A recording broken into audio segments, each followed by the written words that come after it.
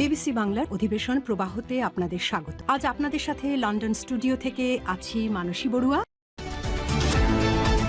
আবারও মধ্যপ্রাচ্যে ভয়াবহ তৃতীয় বিশ্বযুদ্ধ শুরু হয়েছে। এটি ফাইনাল যুদ্ধ।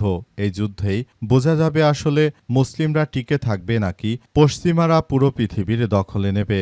মুসলিমদের মধ্যে সবথেকে শক্তিশালী রাষ্ট্র ইরান এমনভাবে আক্রমণ চালাচ্ছে যে দখলদারেরা ইরানের সামনে টিকতে পারেনি। কিন্তু পরিস্থিতি যতই দিন যাচ্ছে আরও ঘোলাটে হচ্ছে অবস্থায় ইরানের পাশে কেউ দাঁড়ায়নি। মধ্যপ্রাচ্যের ওই জালিম বাদশারা তারা সবাই পশ্চিমাদের পক্ষ নেয়। আসলে পরিস্থিতি খুবই ভয়ানক আকার ধারণ করেছে। আর এরই মাঝে আমাদের হাতে এসে পৌঁছেছে যুদ্ধের সর্বশেষ গুরুত্বপূর্ণ সবথেকে তাজা আপডেট সংবাদ আপনাদের জানিয়ে দিব। প্রথমেই জানাবো, মার্কিন প্রস্তাবের জবাব আজই পাঠাতে পারে ইরান। ইরান যুক্তরাষ্ট্রের প্রস্তাবের জবাবে আজ পাকিস্তানি মধ্যস্থতাকারীদের কাছে প্রতিক্রিয়া পাঠাতে পারে বলে আশা করা হচ্ছে, যদিও তেহরান এখন পর্যন্ত প্রস্তাবটি পর্যালোচনা করছে এবং এ বিষয়ে আনুষ্ঠানিক কোনো সময়সীমার ঘোষণা করা হয়নি। এরপর জানাবো, ইরান যুক্তরাষ্ট্র আলোচনার তথ্য দিতে নারাজ পাকিস্তান। ইরান এবং যুক্তরাষ্ট্রের মধ্যে একটি সম্ভাব্য চুক্তির খবরকে স্বাগত জানিয়েছে পাকিস্তানের পররাষ্ট্র মন্ত্রণালয়। আল জাজিরার অ্যারাবিকের বরাত দিয়ে আজ এক বিবৃতিতে দেশটি এই ইতিবাচক অবস্থানের কথা নিশ্চিত করেছে। এদিকে ভারত সবচেয়ে বড় সন্ত্রাসী, ওদের কথা কেউ শোনে না, জানালো পাকিস্তানের সেনাবাহিনীর মুখপাত্র।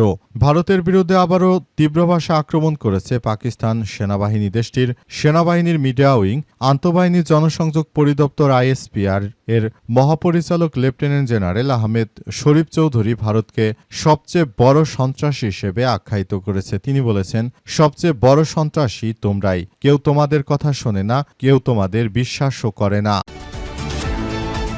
এবারে জানাবো, যুক্তরাজ্যে চলছে স্থানীয় নির্বাচনের ভোট গ্রহণ, চাপের মুখে ক্ষমতাসীন দল লেবার পার্টি। যুক্তরাজ্যের স্থানীয় নির্বাচনে বৃহস্পতিবার ভোট গ্রহণ চলছে। এই নির্বাচনে লেবার পার্টির প্রধানমন্ত্রী স্যার কিয়ার স্টারমারের উপর নতুন করে চাপ সৃষ্টি করতে পারে বলে ধারণা করা হচ্ছে। আজ সকাল 7টা থেকে ভোট শুরু হয়েছে। ইংল্যান্ডের স্থানীয় কাউন্সিল ও স্কটল্যান্ড ও ওয়েলসের আধা স্বায়ত্তশাসিত আইনসভায় এই নির্বাচনের মধ্য বামপন্থী লেবার পার্টি বড় ধরনের বিপর্যয়ের মুখে পড়তে পারে বলে ধারণা করা হচ্ছে। এবং সর্বশেষ জানাবো, কুষ্টিয়া সরকারি কলেজে এমপি আমির হামজাকে ঘিরে ভুয়া ভুয়া স্লোগান। কুষ্টিয়া সদর আসনের সংসদ সদস্য মুফতি আমির হামজাকে ঘিরে ভুয়া ভুয়া স্লোগানে সরকারি কলেজে একদল শিক্ষার্থী আজ সকাল 10:30টার দিকে কলেজের ক্যাম্পাসে এই ঘটনা ঘটে। পুলিশ ও কলেজ সূত্র থেকে জানা গেছে, আজ সকালে প্রধান অতিথি হিসেবে সরকারি কলেজ মাঠে আন্তঃবিভাগ মিনি ফুটবল টুর্নামেন্টের উদ্বোধন করতে যান সংসদ সদস্য মুফতি আমির হামজা। এ সময় সাধারণ শিক্ষার্থীর ব্যানারে একদল শিক্ষার্থী মঞ্চের পাশে জড়ো হয়ে তাকে দেখে ভুয়া ভুয়া স্লোগান দিতে থাকে। প্রিয় দর্শক, এতক্ষণ শুনছিলেন সংবাদ শিরোনাম, এবারে বিস্তারিত। তবে তার আগে বন্ধুরা, অনুরোধ থাকবে এই সংবাদটিতে একটি লাইক দিন। এই চ্যানেলে আপনি নতুন হয়ে থাকলে আমাদের সংবাদটি দেখতে দেখতে চ্যানেলটি সাবস্ক্রাইব করে রাখুন। কমেন্ট করে বন্ধুরা আপনার মূল্যবান মতামত জানিয়ে দিন আপনি বিশ্বের কোন দেশ থেকে বা বাংলাদেশের কোন স্থান থেকে আমাদের সংবাদটি দেখছেন এবং শুনছেন। আর বন্ধুরা, সংবাদটি আপনার সোশ্যাল মিডিয়া ফেসবুকে শেয়ার করে বন্ধুদেরও দেখার সুযোগ করে দিন। গাজা যুদ্ধে আপনি যদি নিরীহ ফিলিস্তিনিদের ভালোবেসে থাকেন বন্ধুরা, কমেন্টে ইয়েস লিখে পুরো বিশ্বকে আমাদের এই সংবাদটি দেখার সুযোগ করে দিন। এবারে বিস্তারিত। মার্কিন প্রস্তাবের জবাব আজই পাঠাতে পারে ইরান। ইরান যুক্তরাষ্ট্রের প্রস্তাবের জবাবে আজ পাকিস্তানি মধ্যস্থতাকারীদের কাছে প্রতিক্রিয়া পাঠাতে পারে বলে আশা করা হচ্ছে, যদিও তেহরান এখনও প্রস্তাবটি পর্যালোচনা করছে এবং এ বিষয়ে আনুষ্ঠানিক কোনো সময়সীমা তারা ঘোষণা করেনি বলে তেহরানের পক্ষ থেকে নিশ্চিত করা হয়েছে। মার্কিন যুক্তরাষ্ট্র এবং দখলদাররা শুরু থেকে যে ধরনের কার্যক্রম তারা চালিয়ে যাচ্ছে, এটি অত্যন্ত ঘৃণিত একটি কার্যক্রম হিসেবে বিবেচিত হচ্ছে, কারণ তারা শুরু থেকে মুসলিমদের বিরুদ্ধে যে সন্ত্রাসী কার্যক্রমগুলোতে তারা কাজ করে গেছে, এটি পৃথিবীর ইতিহাসে সবথেকে একটি ঘৃণিত কার্যক্রম হিসেবে বিবেচিত হচ্ছে। কারণ কারণ মার্কিন যুক্তরাষ্ট্র শুরু থেকে তারা যে ধরনের কার্যক্রম আসলে চালিয়ে গেছে এটি কোনোভাবেই গ্রহণযোগ্য কোনো বিষয় হতে পারে না। সবকিছু ধ্বংসস্তূপে পরিণত হওয়ার জন্য মার্কিন যুক্তরাষ্ট্র পুরোপুরি দায়ী। তারা শুরু থেকে আসলে যে ধরনের সন্ত্রাসী কার্যক্রমগুলো চালিয়ে যাচ্ছিল এর জন্য পুরোপুরি মধ্যপ্রাচ্য জুড়ে মার্কিন যুক্তরাষ্ট্র পুরোপুরি আসলে ফেঁসে গেছে। তারা ইরানের কাছে একদম ফেঁসে গেছে। ইরানের সঙ্গে যুদ্ধ করতে এসে হাড়ে হাড়ে টের পাচ্ছে যে ইরান কি জিনিস। ইরান যেভাবে নিজেদেরকে গঠন করেছে, যেভাবে নিজেদের গড়ে তুলেছে, পৃথিবীর ইতিহাসে এমন কোনো রাষ্ট্র আর নেই যে যারা মার্কিন যুক্তরাষ্ট্রকে মুখের উপর এভাবে আক্রমণ চালিয়ে যাচ্ছে। এটি পৃথিবীর ইতিহাসে অত্যন্ত জটিল একটি বিষয় হিসেবে দাঁড়িয়েছে। ইরান দেখিয়ে দিয়েছে যে তারা আসলে কি পারে। মার্কিন যুক্তরাষ্ট্র তাই কল্পনা করতে পারেনি যে ইরান কিভাবে তাদেরকে একদম ধসিয়ে দিচ্ছে।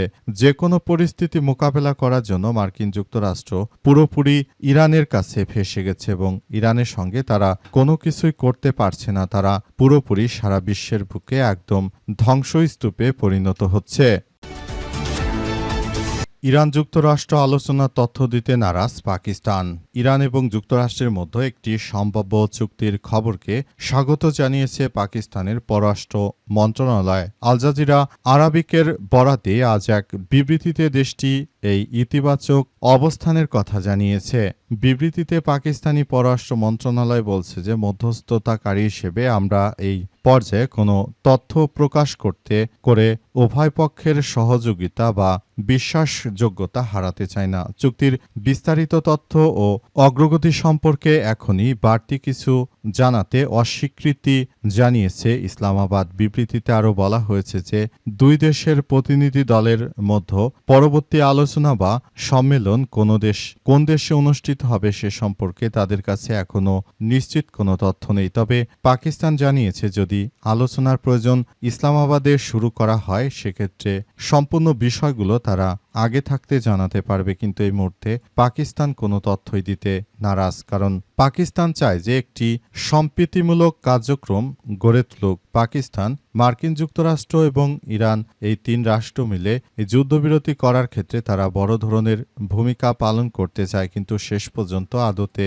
বিষয়গুলো কোন দিকে যাবে এবং কি হতে চলেছে সেটি এখন পর্যন্ত স্পষ্টভাবে বলা যাচ্ছে না। পরিস্থিতি খুবই ভয়ানক আকার ধারণ করতে চলেছে। দখলদারেরা শুরু থেকে তারা যে ধরনের সন্ত্রাসী কার্যক্রমগুলো চালিয়ে গিয়েছিল এর জন্য পুরোপুরি আসলে মার্কিন যুক্তরাষ্ট্র এবং দখলদারেরা পুরোপুরি দায়ী হয়ে পড়েছে। তারা আসলে কোনোভাবেই কোনো কিছু করতে পারছে না।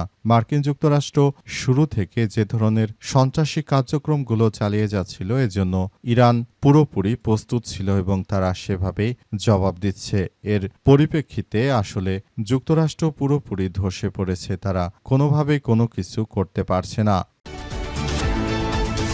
ভারত সবচেয়ে বড় সন্ত্রাসী, ওদের কথা কেউ শোনে না বললেন পাকিস্তান সেনাবাহিনীর মুখপাত্র।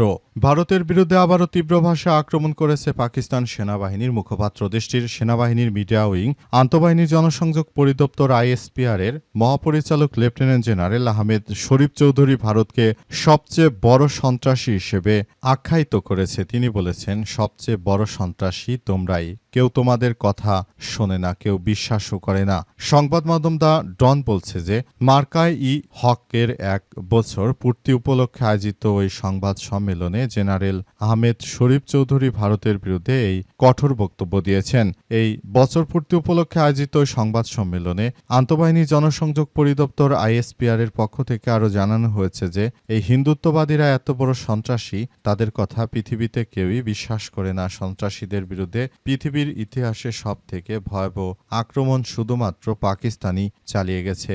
এই সন্ত্রাসী গোষ্ঠীরা তারা শুরু থেকে যেভাবে ভারতে মুসলিমদের উপর হত্যাযজ্ঞ চালিয়ে যাচ্ছে এটি পৃথিবীর ইতিহাসে সবথেকে এক নির্বিচারে মানুষ গণহত্যা। ভারতের কুখ্যাত সন্ত্রাসী নরেন্দ্র মোদী এই সন্ত্রাসী যখনই ভারতের ক্ষমতায় এসেছে তখন থেকে মুসলিম নিধনে মাঠে নেমেছে। বিশেষ করে ভারতের যারা মুসলিম সম্প্রদায় রয়েছে তাদের জমিজমা, বাড়িঘর, ধর্মীয় প্রতিষ্ঠান এমন সব বিষয়গুলো নিয়ে ভারতে প্রতিনিয়ত কার্যক্রমগুলো চালাচ্ছে এই হিন্দুত্ববাদীরা। ভারতের সন্ত্রাসী গোষ্ঠী RSS আইএসএস এবং ভারতের বিজেপি সন্ত্রাসীরা তারা শুরু থেকেই মুসলিমদের বিরুদ্ধে এই সন্ত্রাসী কার্যক্রম চালিয়ে যাচ্ছে। এদের বিরুদ্ধে শুধুমাত্র মুসলিম দেশ হিসেবে পাকিস্তানই একমাত্র প্রতিরোধ গড়ে তুলতে পেরেছে, আর অন্যান্য দেশ আসলে তারা কোনো কিছুই করতে পারেনি। তারা শুধু চেয়ে চেয়ে দেখেছে যে পুরো পরিস্থিতি কোন দিকে যায়।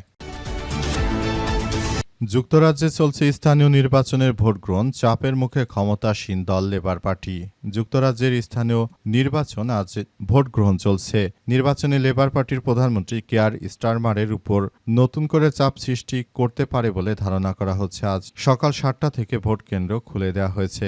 ইংল্যান্ডের স্থানীয় কাউন্সিল এবং স্কটল্যান্ড ও ওয়েলসের আধা স্বায়ত্তশাসিত আইনসভা এই নির্বাচনের মধ্যে বামপন্থী লেবার পার্টি বড় ধরনের বিপর্যয়ের মুখে পড়তে পারে বলে ধারণা করা হচ্ছে। ওই নির্বাচনে প্রধানমন্ত্রী স্যার কিয়ার স্টারমার টালমাটাল মেয়াদের জন্য একটি গণভোট হিসেবে দেখা হচ্ছে। বিশ্লেষকদের মতে নির্বাচনের ফলাফল স্টারমারের বিদায়কে ত্বরান্বিত করতে পারে এবং দেশটির রাজনীতিতে বড় ধরনের কোনো পরিবর্তনের ইঙ্গিত দিতে পারে। স্যার কিয়ার স্টারমার আসার পরই মার্কিন যুক্তরাষ্ট্রের কাছ থেকে মোটামুটি কথা তারা একরকম তাদের সঙ্গে যে আগের সম্পর্ক ছিল সেই সম্পর্ক থেকে কিছুটা হলেও লন্ডনকে তারা আগের জায়গা থেকে সরিয়ে এনেছে।